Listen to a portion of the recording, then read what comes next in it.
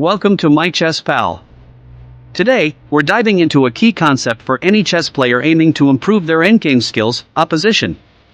If you want to understand how to use the power of opposition to win those crucial endgames, you're in the right place. Let's get started. First, let's define opposition. In chess endgames, opposition refers to the positioning of the kings in relation to each other. It's an essential technique for controlling the board and gaining a decisive advantage. If you're playing a king and pawn endgame, knowing how to use opposition can make the difference between win and draw. There are several types of opposition, and understanding each can significantly impact your endgame performance. Here are the main types of opposition. Direct opposition: the kings are on the same rank, file, or diagonal with one square in between.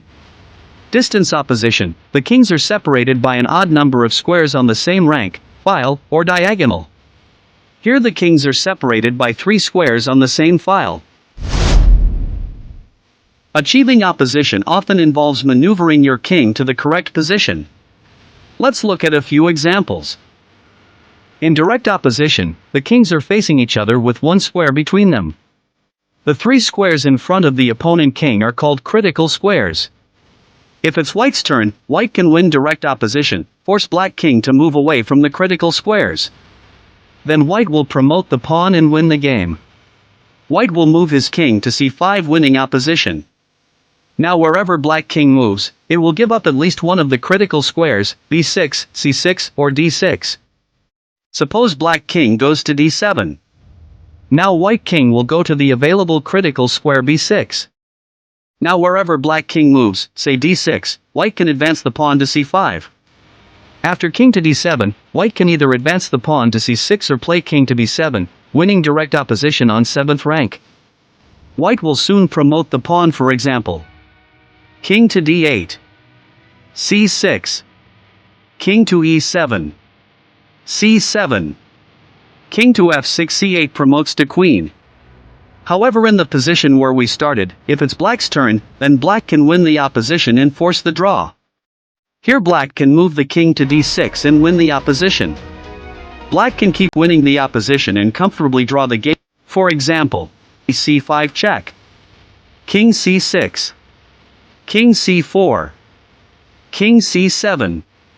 King b5. King b7. c6 check. King c7. King c5. King c8. King b6. King b8. c7 check. King c8. If white goes king c6, it's a stalemate.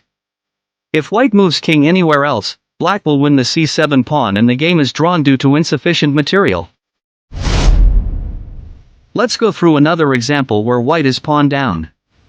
In this scenario, if it's white's turn, then white can win the distance opposition, control the advancement of your opponent's pawn and force the draw.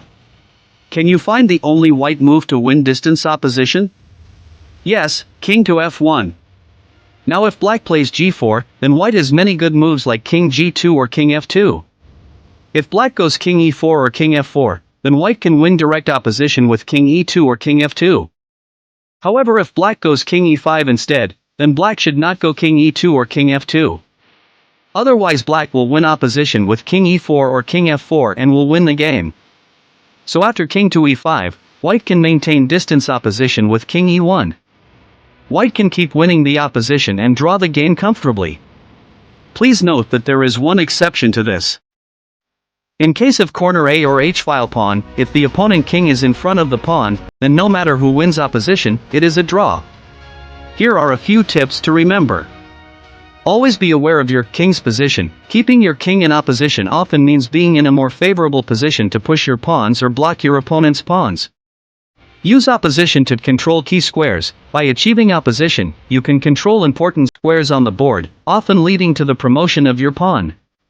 Practice different scenarios. The more you practice endgame positions, the better you'll become at recognizing and achieving opposition. Let's check your understanding of opposition via this endgame position from Magnus Carlsen vs Ho Yifun game and Tata Steel Chess Tournament. Magnus playing white has only one correct move to win opposition in the game.